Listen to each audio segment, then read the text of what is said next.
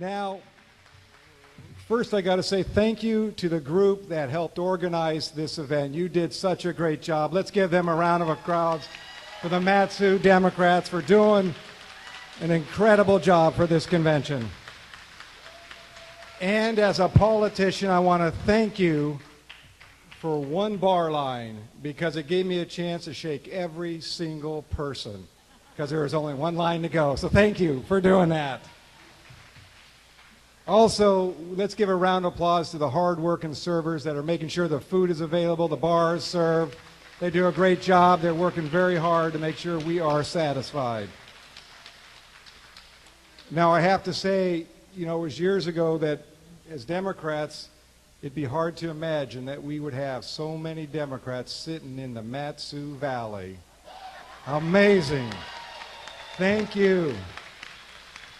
And they have done an incredible job here with their assembly, their school board, MEA, and many other organizations. They have turned this valley, and I know in November they're going to turn it a little bit more out here in the valley. So thank you for what you do. You know, with your support, there is no question in my mind, and I know all of yours, that we will have a Democrat serving in the United States House of Representatives for the first time since my dad served there 36 years ago. And with your support, there is no question we will have a new U.S. Senator for the first time since 1980, represented by a Democrat. And we will have a Democrat in the White House, and that is an appreciative change. You know, not so long ago in the legislature, you used to hear the phrase, "the stars are aligned." And I truly think it must have been a meteor shower. This year, more than any other year in recent history, the stars are truly shining on us. This is a historic year for us, and it will take all of us working together. You know, I've only been in this race officially for barely a month, but already I am humbled by the support I have received all across this state as I've traveled from Kotzebue and Sitka, Fairbanks to Juneau and Kenai to Nome, and many, many points in between. Alaska's say business as usual in Washington isn't working for our state or Alaska families. And I'm running for Senate because Alaska needs a senator as independent as Alaska, someone who doesn't answer to special interests, but to the people of Alaska. You know, I have to tell you, as I travel around the state, I hear the words from people, I hear what they're talking about, and I also hear they say, can he win? Can he really do it against a 40-year incumbent? The polls I've seen are incredible. The national polls, 3 that I've seen over the last week, put us tied or as much as 6 points ahead of Ted Stevens. That's not a bad sign running against someone who's been there 40 years. We've had more than 1,500 citizens across this state, majority of them, who have reached deep into their pockets to help support this campaign financially. We also have received enthusiastic endorsement by 2 major labor organizations.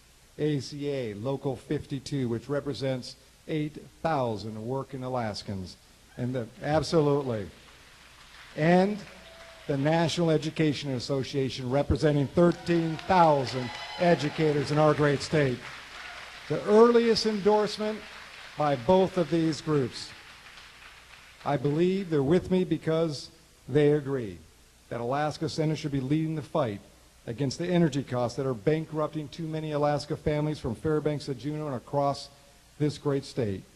They're with me, I believe, because they agree. A senator should be leading the fight to ensure that as American military veterans have the best services and benefits this country can provide.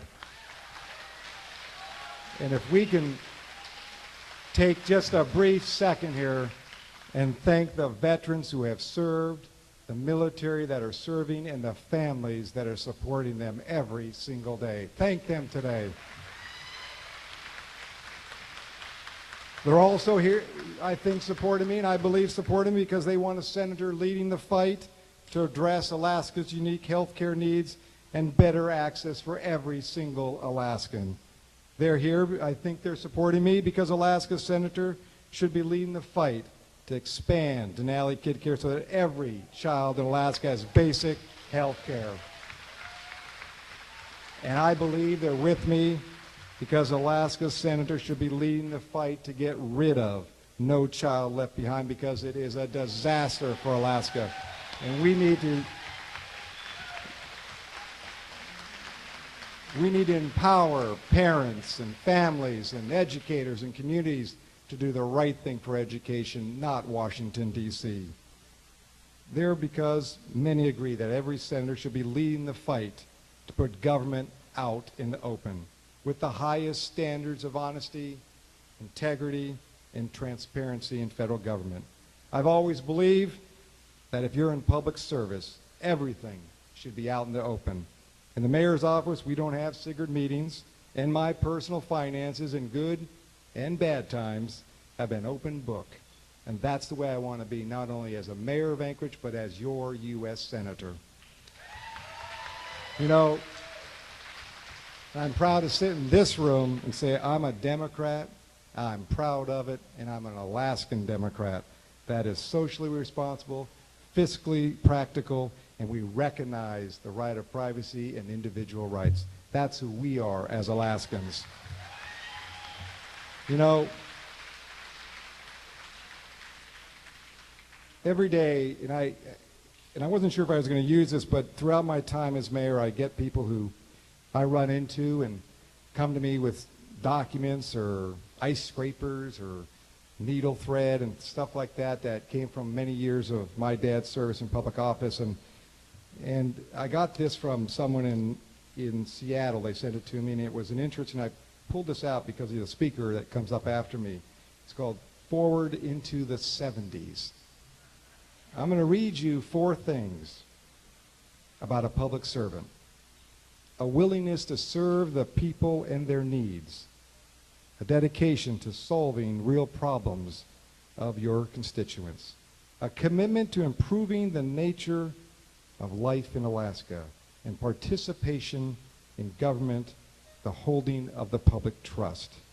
You know, I think about this and many other things in my own life. I'm reminded how important every day.